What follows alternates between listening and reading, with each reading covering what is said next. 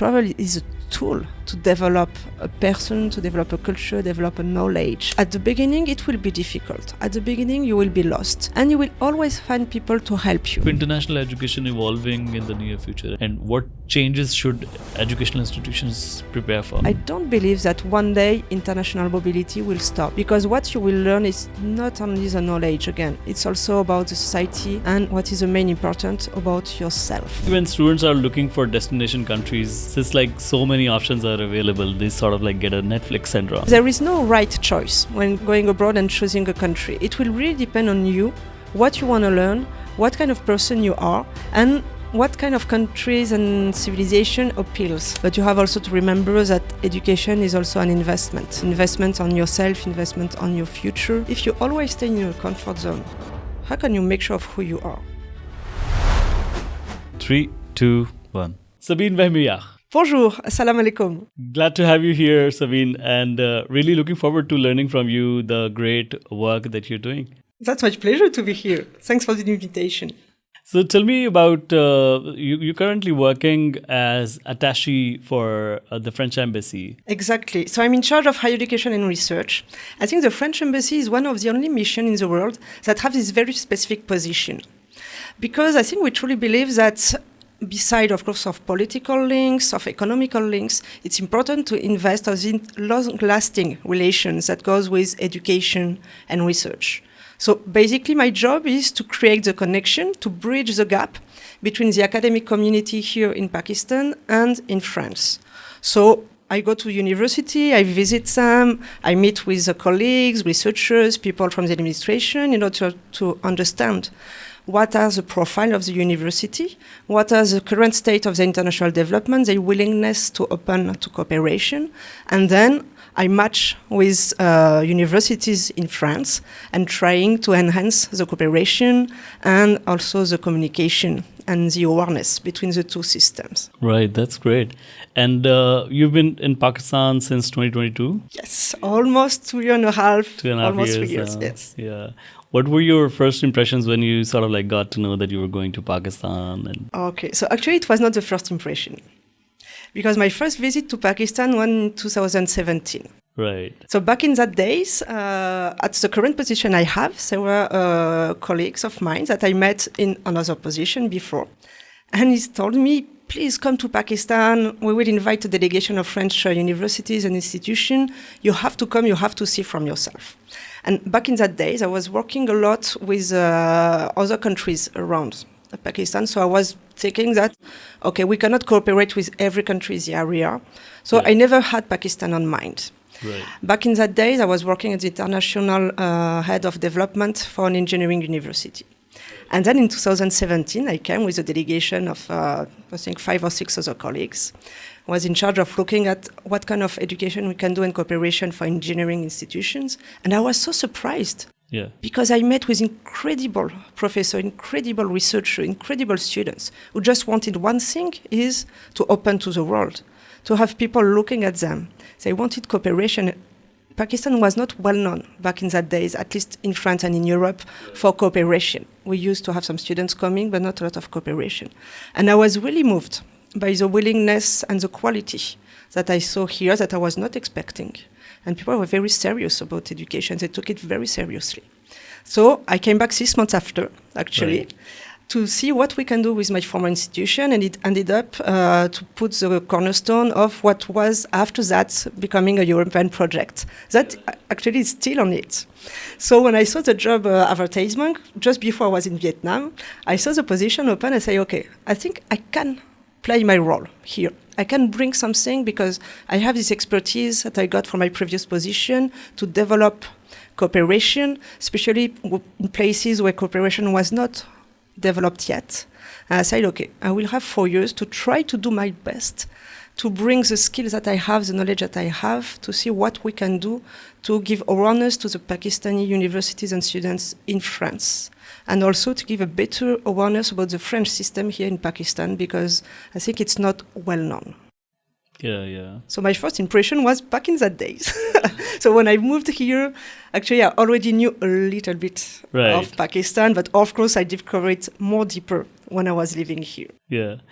And so, like you mentioned that you were in Vietnam before coming to Pakistan. I'm sure you might have spent several years in Vietnam as well, and before that, in some other countries as well. I will always wonder, when you are staying in different countries for so long, does it sort of like push you into an identity crisis somehow? Because then are you not too far from your roots when you spend too much time in different countries? Okay, so that's a very interesting question, because you have to question yourself about what is your roots. What are your values? What are your culture? Yeah. What is something that you were forced to be or forced to know or forced to think, or what do you really think? And I will answer in two types. So for more than 8 years, I've been traveling a lot for my job to different countries, different universities for short period, like 1 week or 10 days. And I had the feeling that I was not able to understand truly. Of course, it was great. I had good meetings with my colleagues. We were doing projects together, but I wanted to go deeper into the culture. So that's why I chose to go back again to live abroad and to go out of my comfort zone. Because I think for me, I've been born and raised on the Mediterranean coast of France. Right. That is very open to a lot of different culture, because in history, a lot of culture have been in this Mediterranean area. So I was open to this kind of culture. And I think Pakistan shares a lot with the countries and the culture I've been raised in. So for me, that was my comfort zone. But going further east, going to Vietnam for me was very difficult, because all the short travel I did to this part of the world, say, wow, I don't understand, because, there is always this choice that you have either to choose the society or the individuals.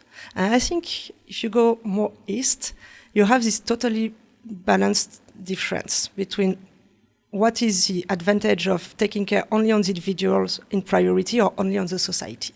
And they have these philosophical roots that are so different, with Confucianism, with Taoism. And I spent 2 years to try to understand, and it moved back me a lot, because I realized that, okay, it questioned myself a lot, because I don't understand. So do I really think what I think? Do I really am what I am? And, you go into kind of introspection, and that's great, because that's how you learn. If you always stay in your comfort zone, how can you make sure of who you are? So I think it's not really identity crisis, it's more an identity definition. Right. That's so it. Like more clarity of, more self-awareness probably also? Yeah, more self-awareness. And, I think, well, this is a kind of philosophical approach of life. You can just live your life without any question. But I think as a human being, you want to grow also. You want to find the light in yourself in order to be able to give it back. And I think going abroad and going in countries that have such a huge cultural difference will help you for that. So it's like a tool. So the motivation that you get in your work generally, when you're making difference in a society where you may not be living for forever, like you're in Pakistan for 4 years. So how do you see, what drives you to make a change in a country that you may not be connected to for too long? I think I don't want to make a change in a country. I want perhaps to make a change in some people. Right. So after that, I will give the tools, I will give information, but after that, people have to do it. Either they took the tool I gave, they hear what I say, or not. It's their choice. But I think we cannot change society well. That is, like a hubris, I would say, the ancient Greeks, We can just play a small part, but small by small by small by small can make something big. Yeah. And also, when you sort of see making a difference in people's life, it also sort of it is fulfilling, it drives you to do more of that. Yes, definitely. And that's why, I decided to dedicate in my life to education and research. Yeah. Because by research, you try to push the knowledge, to always know what is behind, what is life, what do we have, what can we do to help the society to develop our skills, our knowledge, our being a human in this planet. But also education, then you give back this knowledge. And for me, the third dimension would be the international one, because knowledge have no barrier. We all share the same planet. We are all humans. So that's a feeling that motivates me to always try to make this difference, and dedicated and put a lot of energy to share these values. In your personal experience, you've traveled to multiple countries, explored different cultures, and I'm sure it has helped you to grow. How do you see that in a individual's life, in a student's life, who are looking to go abroad and like study there? How do you see it makes a difference in one's life overall in understanding about life in general? Okay, so there are different aspects. First, it makes you understand if you go abroad for a part of your studies or to continue to go on with your studies, it will make you understand that what you've learned have been embedded in a system, in a society, because there is no knowledge outside of here and now. So that is great to go abroad to see that, okay, if you study mathematics, it will be the same equation, but not seen with the same angle, not taught with the same pedagogy, not with the same objective. I think that is very important. And there was a French author from the medieval time, for the, I think, 16th century, called Rabelais, and he said, "Science sans conscience n'est que ruine de l'âme." So science without conscience is nothing but ruin of the soul. I think it's very important to go abroad to also understand that. You know the science, but you need to know a little bit more about it and to put the knowledge inside a bigger system, bigger society. And going abroad can teach you that, because you won't go just to take an academic knowledge. You will take also a society knowledge. And this society knowledge will question yourself so much that you will develop your soft skills that we call, and you as a human being. And your role as an attaché for the French embassy in Pakistan, what exactly do you have to do in your routine to uplift the education system? Okay, so on my duty I have, let's say, two aspects. First is research, and then it's more about education and students. So for the research, we have bilateral program from the French government and the Pakistani government. So we make sure that we want to work on the same topics. We have priority topics. So it's mainly environmental science, climate change, health sciences, social sciences. And our colleagues from Pakistan and France can apply together to develop some research projects. So we are helping with that. For research, we can also support some people who would like to develop some research and make more tailor-made help for our colleagues. And then for the education, we have different tools. We have, of course, the scholarships that, again, we wanted to have a targeted approach. So we've been very moved by what happened 2 years ago with all the flooding. And we believe that climate change is something very big that you have to address with different point of view. Yeah. So you need good politicians, you need good environmental scientists, you need good engineers working on new technologies to go on with the change that we have on climate, but also good economists. So our scholarships are all tailor-made for all these aspects of climate change, and we worked in cooperation with French universities in order to be sure that the students will pay nothing at the end. So that is the part of designing the scholarship system.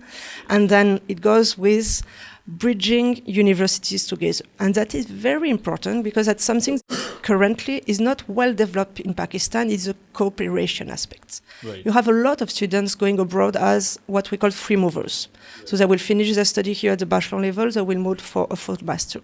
But if you want to have really long-lasting ties between your society, between your educational system, going on cooperation basis is very important. And for that, you need two things.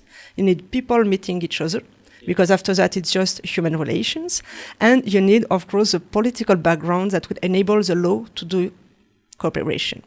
So on this last aspect, we're currently working to make sure that the double degree policy could be developed and implemented in Pakistan, because currently it is missing.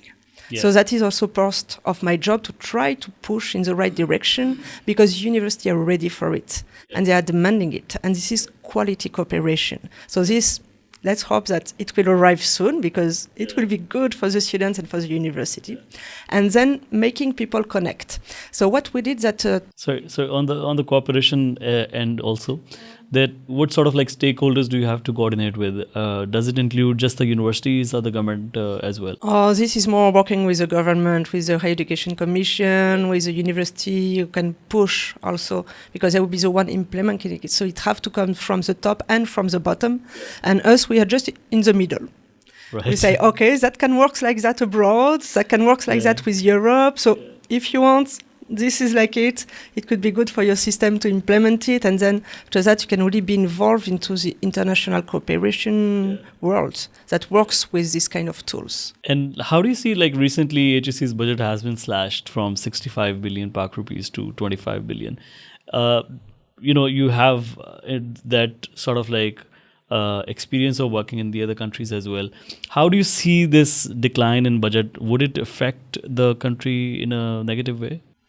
Okay, so concerning the budget dedicated to education, I think in a lot of countries in the world we have this problem that governments, they have to make choices. I think it's not easy to be in a government and to be in position of taking decision for everyone. I would not like to be in this position, to be honest. You have to cut somewhere, and when you cut to education, I think not everything is always about money. It's about the choices of society that you want to do. You can have less money, but better objectives. It depends on what you want to do and why. The question of why is very important. Where do you invest the money? Right. Invest wisely your money. Invest on people. Invest on the future. Have a long-term vision. Know that, okay, this money, you will target it to putting the energy to develop, for example, this area of knowledge that is very important, to make this for your students, imply this kind of pedagogy, pay well your teacher, for example, give them the possibility to learn from different skills and new skills and adapt their pedagogy to meet with the requirement of nowadays world, to invite, some companies, for example, to come and teach the state of the art in the area. So I think cuts cannot be the problem. The problem can always be what is the vision. So one part is cooperation, and you were going to mention about another part. What's that? Yeah, so I said that, okay, you need to have the tools to be able to sign agreements for double degrees, for example, but you need also to have the willingness of people to cooperate together. And I told you at the beginning that there are a huge communication gap between France and Pakistan. Right. And actually we're trying to, fill that gap. And we created, for the very first time in 2022, the Choose France Education Tour in Pakistan. That was something that is happening in a lot of countries in the world, where French university and French higher education institution register to it, and then we are making some tailor-made student fair for them and university visit and some kind of, more cultural events. And we had that for the very first time in Pakistan. It was great because it was also a change of paradigm. Before that, Pakistan was a place where the embassy had to invite university to come. Like make them pay them to come. And now we wanted to have them, like any country in the world, they pay to come. And that makes a huge difference in the way you see a country. And for the first Choose France, we had 6 universities from France registering. For the second, we had 10. And this year, we will have 16. So it means that people come, like what they see here, and then tell their friends and their colleagues, oh, you have to come for the next edition. And when we have this French university coming here, we are organizing these tailor-made visits to specific university, like one-to-one, to try to make them cooperate. So, of course, before we say, okay, these two will go well together. They have the same profile, objectives. And by creating these links, it will give some awareness about the two systems. French university will better understand the Pakistani ones, but also on the opposite, Pakistani ones will better understand the French one. And step by step, it will take time.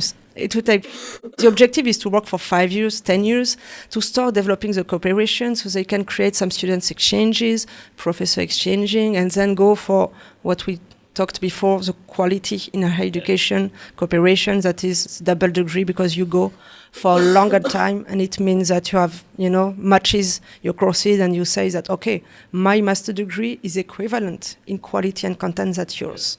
And that's good to position Pakistani university at the same level of their counterpart abroad. So in terms of educational opportunities for students in Pakistan, I was going through the website of Campus France. That there are about like 180 kind of scholarships available that are funded by the French embassy or French government and many other institutions that are connected. So tell us a bit about like what sort of opportunities are available to the Pakistani students in France. Okay, so first perhaps let me explain you what is Campus France. Yeah. Campus France is a national body that is under the umbrella of both the Ministry of Foreign Affairs and the Ministry of Higher Education and Research. So it's a public organization and that aims to explain and promote French higher education abroad. So here in Pakistan, we created the first official Campus France Pakistan office back in 2019. Then, of course, was the COVID and everything. And then we started again re-rising the Campus France network 2 years ago. And now we have an office in Islamabad, an office in Karachi. And the objective of Campus France is to help students, Pakistani students, for free, with the real information about what kind of education is possible, what kind of school is an official school with official degrees that will be recognized by the French government and also by the Pakistani government, and to help the students finding the information about the degrees and the scholarship. So first, there is something very important also to know is that in France, education is in English. Right. You don't need to speak French to learn, because we believe that you have to focus on what you will learn. It will be easier to have English as just a medium of instruction, like it will be a tool. After that, of course, learning French is very important for you, for your career, for your personal growth also. So most of the curricula will have French courses compulsory or available in it. And of course, it's much better to learn before going. And for that, we have a very strong network of Alliance Française here in Pakistan that can help students before going. So that is the first kind of information that you can find on the Campus France Pakistan website is what kind of degrees are taught in English and how to look for it. And you have more than 1,700 degrees available, so in all field of knowledge. And you have also this search engine to search for the scholarships. So Campus France Pakistan will help and guide students on it, because you have a lot of people talking about French education and consultants that do not always have the good up-to-date information about the schools. Sometimes they advise schools that are not well recognized or even not recognized at all by the French government. After that, the students will not get a good degree. And for the same price, they can have a degree from one of the top-ranked university or institution in France. So it's very important. If students want to go abroad and want to know more about France, contact Campus France. They are here to help you find the good information, reliable information, and guide you with your knowledge, with your level, your academic level, and your willingness to study in that domain or that other to find the right one for you. So for admission in most of the universities, like you mentioned, proficiency in French language is not essential, right? So probably it helps you to sort of like experience the culture better. Exactly, because if the degree is taught in English, you will not have any requirement in French language. It's just if the degree is taught in French that, yes, you will need to have an official test in French. Right. So for the education purposes, no language requirements, no GRI, no IELTS, no TOEFL, or most of the time you won't have. But you use the word that perhaps it needs also some clarification. You said universities. And in France, the French system is very strange because it's kind of dual system. You have the public, traditional universities, but you will have also the public or private, what we call graduate school or specialized school. They are smaller institutions in size, so they have less students and it's much more selective. So there is not one system better than the others. They are just different. In university, you will more gain, general theoretical knowledge, going to research, even if within the university you can find also some specialized degrees. In the smaller, what we call grande école, so specialized graduate institution, they will focus on one specific objectives. For example, you have business school, you have engineering school, you have schools for agriculture, and they will deliver also the master's degree, for example, or the bachelor degree, and they will have different admission system and different cost frame also. So if you are a student, sometimes you will find the name Université de, so University of, and sometimes you won't find it. It does not mean that the quality is less, just that the system is different. So that's why you need guidance. Yeah. Because it's impossible sometimes, even for the French people, it's difficult to understand this dual system that is back to history. Because in the late 18th century, when we needed to rebuild and develop France, the specialized institutions have been created by the government to train, for example, civil servants in engineering, in road building, bridge development, in agriculture development, in all these aspects that you need to develop a country. And then it stayed. Yeah. This double system that we have. Yeah. And in terms of counseling to the students, what programs do you have to have direct interaction with the students? So we are trying to be very active on social networks, and of course encourage every student and anyone who would like to have more information to follow the Facebook page, for example. We are organizing webinars very regularly because we know that for visa question, for example, for how to apply, how to choose, what is the experience in France, how to prepare, you need information. So of course having a webinars helps to deliver the information to a lot of people. So that is the first basic kind of information that we can find is go on the Facebook page or on the YouTube channel, you will find the recordings. After that, we organize specific session inside the university in cooperation with the university. So our Campus France colleagues will be going to the university, giving awareness session, counseling session. So if you are from a university, if you're a student in a university, you want to see Campus France Pakistan, contact us. We'll be very happy to go and to meet directly with people inside the universities. We are organizing also, as I told you, the Choose France events. So every October we have this delegation of French university and Grande École who comes, and they are here to meet with the students. So for half a day, they will be presenting their degree. Students can go like a kind of pre-admission session and ask directly the question to the French institution that will be there. And last but not least, they can contact the Campus France officer to have a specific counseling session with them. Right. So all the details are on the Campus France website with all the email address. So we really encourage students to ask questions, but before asking questions, to do their homework. To dig into the information, because you can find a lot of information. Yeah. And if you want to have a good answer and to have people willing to help you at their best, it's better if you already did the job to find the information, and only when you will have all the information but still get some questions, go and ask for more details, but show that you already worked for it.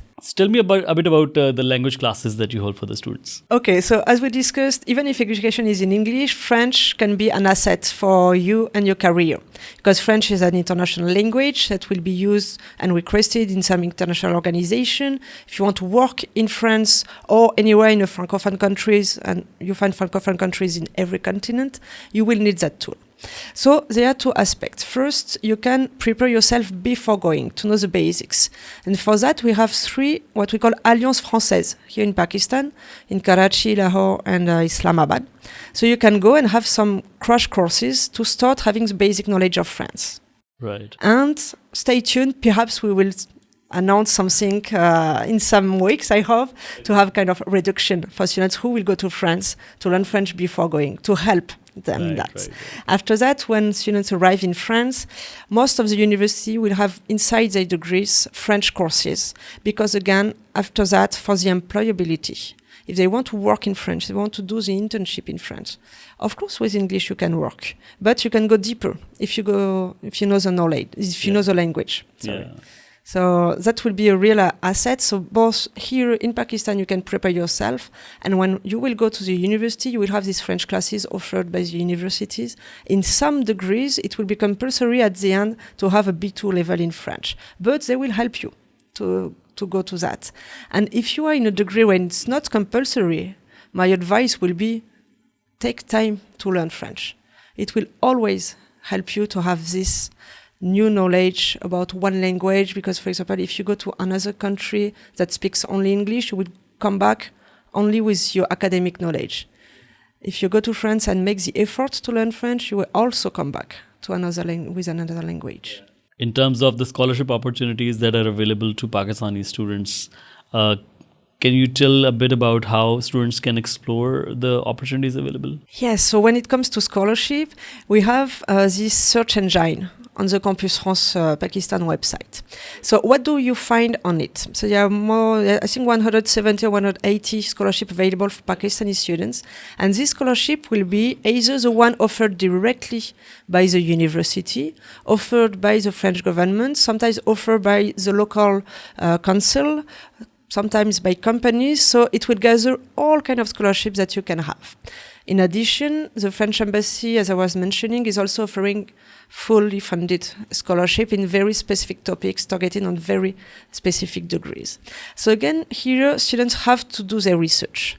They have to go find in the website, contact people also that already have been to France, that they can either meet on some forum discussion, some social network, or when we do the webinars, we are trying to invite current students or former students to participate and explore the possibility, because there are plenty of it.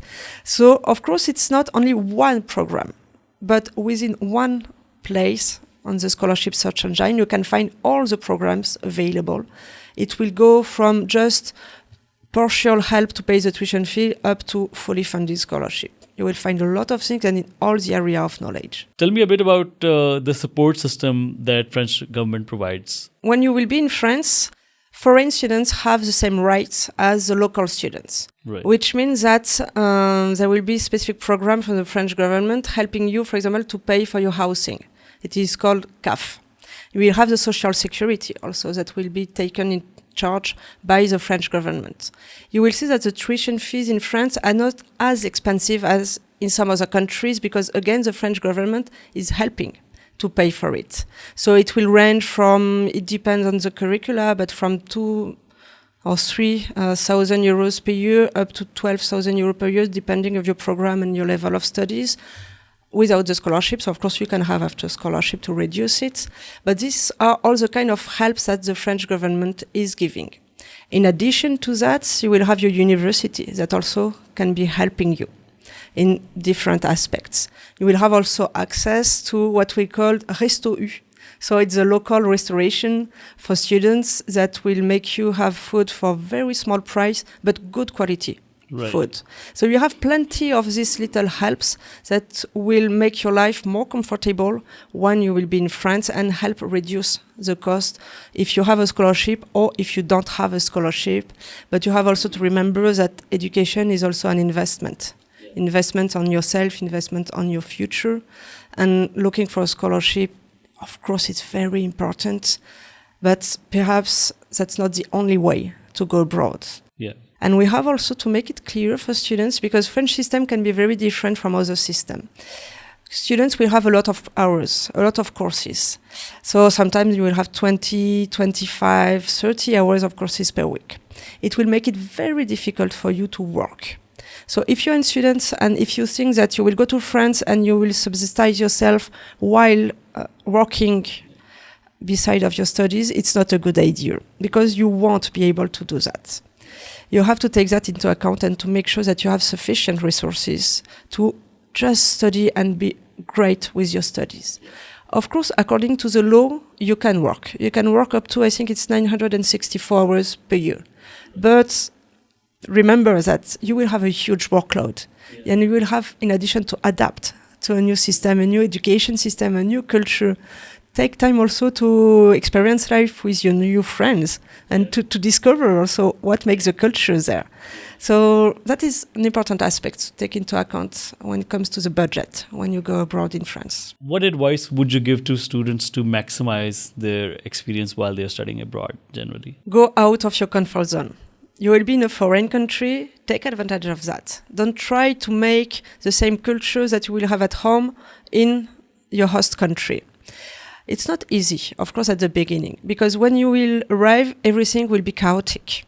You won't recognize anything. You will have to learn again every basic things, like where to find your grocery, how to open a bank account, how to have a phone number, how to have the internet. Everything will be new. So it's normal that at the beginning it will be difficult. At the beginning you will be lost. But remember that order comes from chaos. So you have to accept that. And you will always find people to help you. So your university will help you. Every university in France or institution, they have that international relations office that are here to help you. You have also all the clubs and associations that are very strong in France. So don't stay within your culture with your friends from the same country. Go and register yourself. It can be dance classes, it can be outdoor classes, it can be sports association. Then you will meet people and they will help you and they will help you make the best of your experience abroad outside of the academia. Of course, it's important to go to the courses and to learn about the science, to learn about the technical aspects, engineering, mathematics, business, whatever you will do. But this other part is as important also, because you will learn how to adapt to people. You will learn people that they have different way of thinking, different way of behaving. Don't reject it. Just try to understand it. Perhaps at the end you will say, okay, I prefer mine, but at least you will have question. What is yours? And that is very important. But you have also to understand that other people, local people, will learn from you, because you will give them the chance, the gift to understand your culture when you will be abroad. And that is when the richness will happen, when different people will go together. And difference is what is important in life. And you are learning so much from people who are different. So they're exploring, they're meeting people, they're going out of what is your comfort zone at home. So generally when students are looking for destination countries, since like so many options are available, they sort of like get a Netflix syndrome. So what do you think, what makes France a unique option for students to go to? So many opportunity, and as many opportunity as human beings. Because there is no right choice when it goes to going abroad and choosing a country. It will really depend on you, what you want to learn, what kind of person you are, and what kind of countries and civilization appeals you. So France is a country where you will find a very strong scientific and educational development that roots back in history. Most of the first universities in Europe were also in France. So that is very important to have this historical perspective in France that help develop the knowledge, and that you will have this aspect within your curricula. Education is also very connected to the world. In every, for example, master degree or even bachelor degree, you will have a 6-month internship that you will do outside of your university. So if you want to do research, you will do it in a lab. If you want to work in a company, you will do it in different companies or in public organization. It will depend on your degrees. And this is something very important. You will have also a lot of practical cases that you will be in a team of students. A company or someone will give you a specific topic and you will work on it. So this very applied knowledge is also very specific to France. France is also very well known in the ranking for business education. Right. That is not very well known in Pakistan, but in the top ranking, like Financial Times, for example, the best 5 or 10 master's degree in finance, in business, in management, in MBA, they are French institutions. And 3 years ago, we had only less than, I think it's at 8% of the visa that was delivered to students who wanted to go to France into these business schools. In some neighboring countries, it's up to 65%. So there is a huge gap here, because you can go to France to study business. You have incredible schools. And the only school that is well known here is INSEAD. And you have a very strong alumni network, actually, of INSEAD here. Right. So France will always have also these cultural aspects. As Pakistani, we love food. So you will find plenty of food in France that you can explore. You will find also a lot of halal food, because France have a long history with North America, North Africa.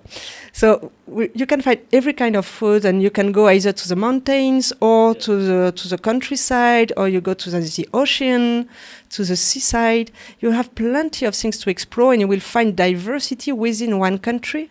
And of course, France is also the gateway to Europe. Because with the Schengen area, you can go during your holidays and explore and meet with your friends who will have studied in other countries. So France can be a lot of different things, either from scientific knowledge, technical knowledge also.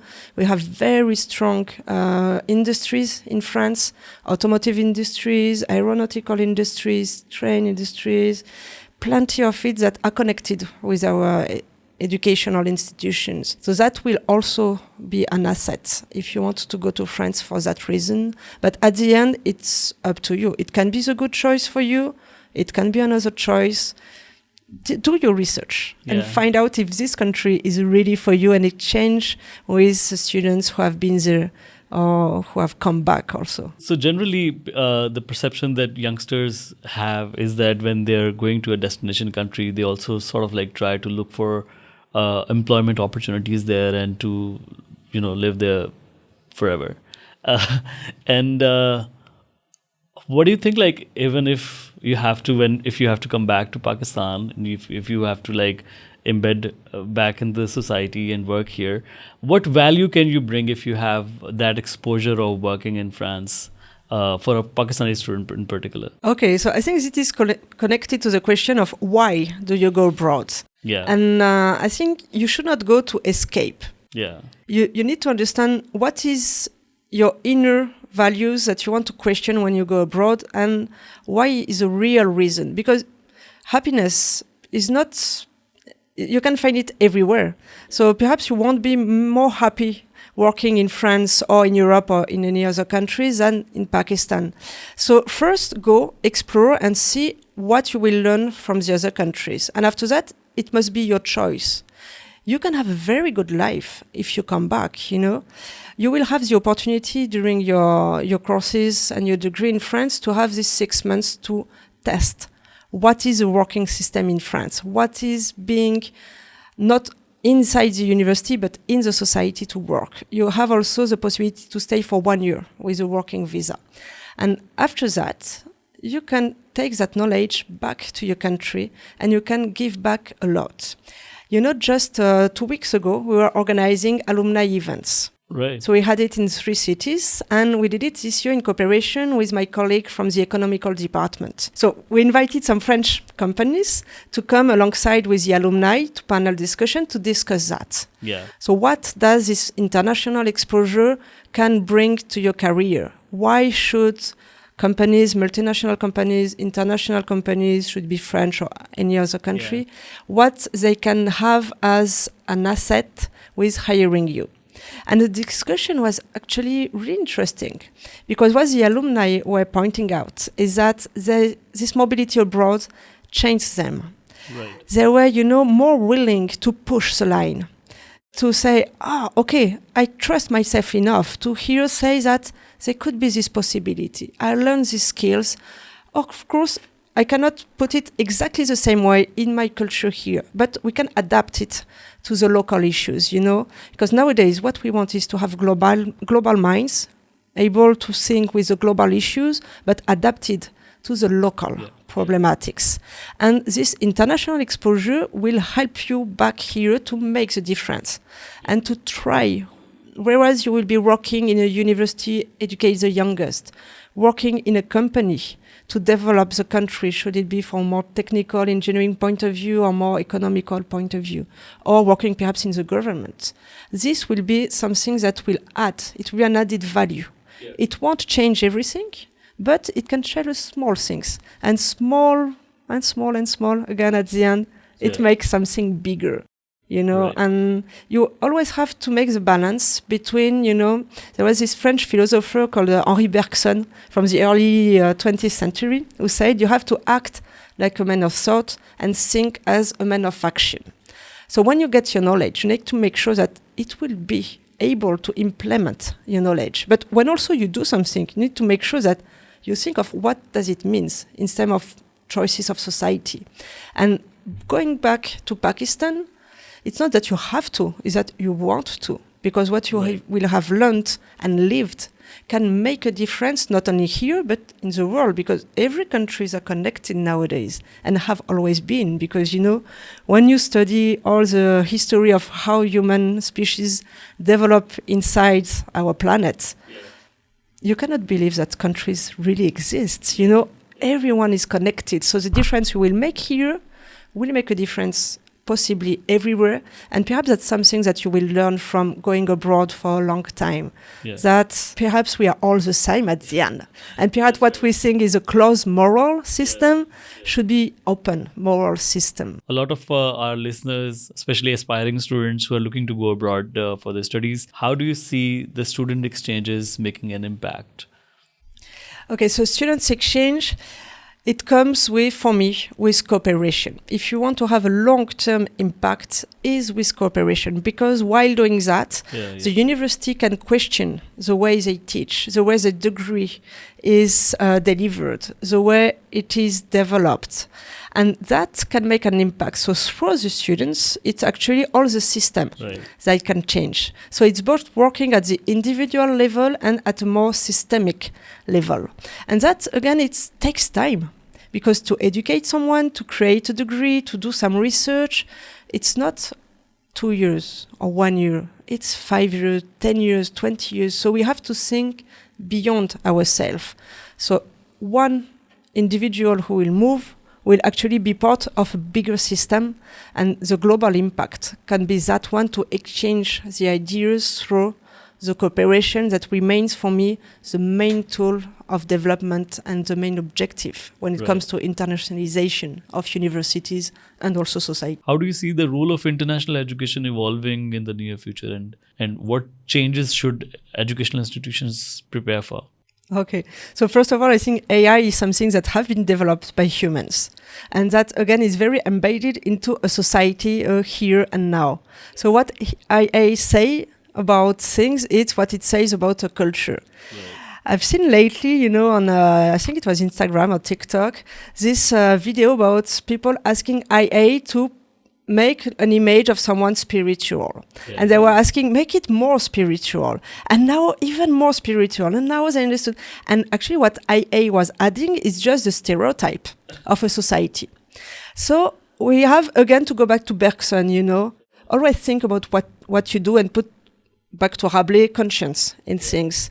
So AI can only be a tool. So again, why are you doing things? What is your strategy?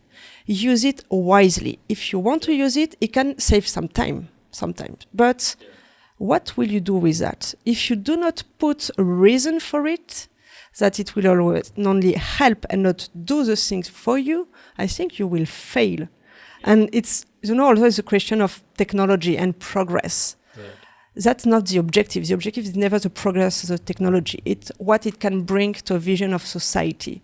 So it must push, for me, us to think more about what do we want and why do we want that and what is the final objective of it. So there was this very huge trend, especially after COVID period, that, now we know that everything can be done online and that the future of education is online education. And I think we are human beings. We need real connection. And we have to differentiate what is just a tool. So, of course, having some knowledge through a video, some professors from another country, far, far away giving a lecture, you will feed your brain, but you won't feed your heart. And connection, real connection, that nothing, no technological tool can replace it. So I know that we have also this consciousness about environment that make us think that, okay, we will try to at least be conscious and have less people traveling for nothing because we have to take care of the impact that it has on the environment. But I think we have to balance it. Sometimes, yes, it can be great to have online meetings, some online short courses, for example. But I don't believe that one day international mobility will stop. Because what you will learn is not only the knowledge, again, it's also about the society and what is the main important about yourself. And if you grow as a human being, if you become a better person, the society will become better also at the end. And we have this feeling sometimes that internationalization and having students moving from one university to another is something very modern. But actually, at the very beginning of development of universities, people were doing that, especially in Europe. You had like 10, 20 major universities. You started your education in one and then in another. And travels is something that makes you grow. Travel is a tool to develop a person, to develop a culture, develop a knowledge. And even here, very close to here, Taxila was a very huge university in the time of Buddhism. People were coming 2,000 years ago. Yes, from a lot of places. And so it has been here for a long time. And I think it will stay because we will always stay humans. Well, I hope robots will not replace us. But for the moment, I think we will always need that. And this friendship and this, ability to understand each other can only go through personal interaction. If you have just emails or videos or just, learning something from your phone, Right. you will not be able to understand the same thing with the same deep approach. But it can help people who cannot have access to education. And that is also a huge, huge strength of our times, I think, to give awareness about knowledge for people who are in a very remote area with no access to education, no chances to go and study from professors. And it can help step by step to give them the strength to have this knowledge, to open their conscience, open the knowledge, and they say, hey, perhaps I can try to find the solution to go and have more knowledge. Plenty of solution exists. You have to dig and to be curious. I think that's one of the main important aspects of human personality is curiosity. It pushes you to know more and to innovate also at the end. For the students who are actually looking to get more information on, studies in France, tell us a bit about, what are like any upcoming events that they could attend to get more information? So for the next 6 months, we'll have, for students who have been selected and accepted to go to France, we'll have the pre-departure session. We'll do it in Lahore, in Karachi, in Islamabad. Right. So students will be able to ask all the questions on how to adapt to France when I will be here, how to take the train, to take the metro, to find an apartment. Every question will be covered with some crash French courses also. So this is for the students selected to go to France. For the prospective students, I can only encourage them to come to Choose France event. So mid-October, when the French university will come here, there will be business schools, engineering schools, public universities with all field of knowledge, specialized schools also. So follow Campus France Pakistan because you will find all the information on that page. So don't miss it and look for the information. Yeah. And also a strong message for the alumni, for the ones who are back. We are trying to identify them actually because it's not that easy for us. So we have this survey that they can fill. They have also the possibility to register on France Alumni Pakistan, the platform. So like that, we can have the contact. We have also a WhatsApp group. So if they are not on our list, if they do not know us at the embassy or at Campus France Pakistan, contact us. You have plenty of possibility to contact us because we want to organize more and more events with our alumni, and they can also be very good guide for the youngest and for the students who would like to go to France and want to know more, especially the young alumni that just came back. Sometimes it's more difficult for us to be connected with them. And I told you we organized some events for them some weeks ago. And when the French delegation of university will be coming, we'll also have some small gathering with the alumni because we want to connect people. That is very important. And also to have this fun part and cultural aspect. And our delegation, we want to show them Pakistan. So we bring them in Lahore to all the historical places. Same for Karachi, same for Islamabad. We're trying to show them not only the university, but also the culture.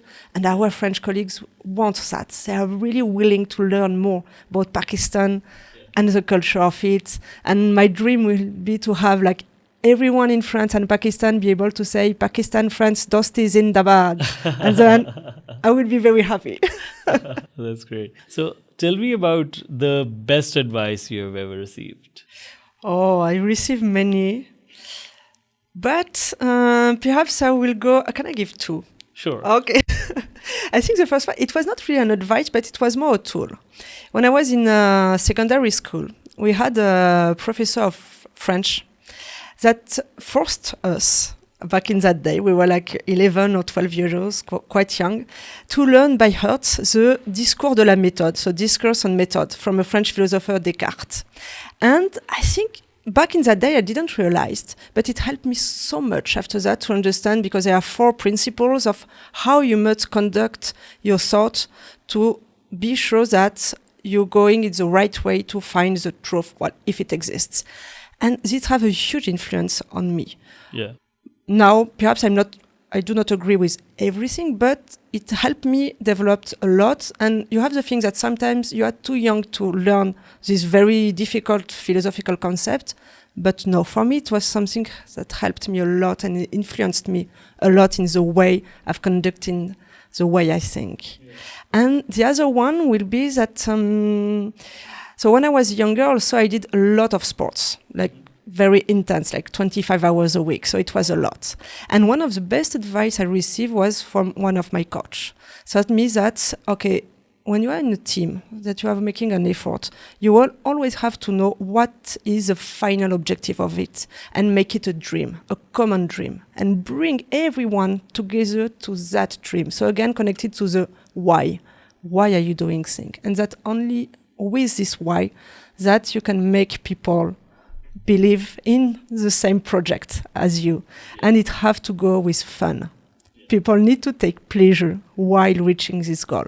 So I think these two advice have been very important in my life. And tell me about your favorite book. Oh, that's also a very tricky question. Because, you can learn so much from books, but not only books, from people, from nature, from a landscape, for experience that you live. And when it comes to books, I will perhaps put several books. When I was younger, and still now, I read a lot of science fictions. Because for me, it's the kind of literature that questions the most our reality. Right. Because you can play with a what if. And then you remove the emotional constraints of talking of real things of society. So you can explore a lot of things, questions the rules of society, questions the belief of society, questions the technological choices, political choices. And I had two books perhaps who influenced me a lot when I was a teenager. It was Dune, Frank Herbert, that now is very well known with the movies. Yeah. And a book from Isaac Asimov that is perhaps not the more well known, but it's called Nemesis.